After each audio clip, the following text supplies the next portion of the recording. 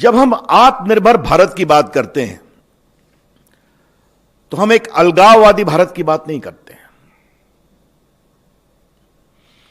एक हम अंदर झुके हुए भारत की बात नहीं करते हैं। Self reliant India is not an India of isolation. It is not an India of inward looking.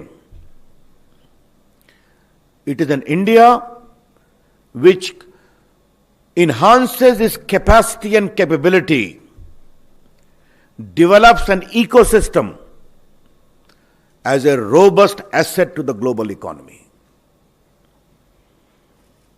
Bharat अपनी क्षमता, अपनी प्रतिभा, अपने वैल्यू चेन और मैन्युफैक्चरिंग की दिशा में इकोसिस्टम बढ़ाकर भारत की बड़ी अर्थव्यवस्था को दुनिया की अर्थव्यवस्था के एक एसेट के रूप में हम बनाएं, यह है आत्मनिर्भर भारत।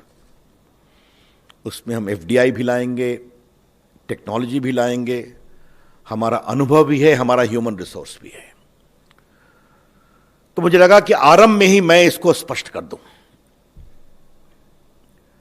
एक दूसरी बात जो मुझे बतानी है कि make in India is only for India, A self reliant, resurgent and robust India is not against any country. ये दूसरा विषय मुझे लगा कि आपको बताना था।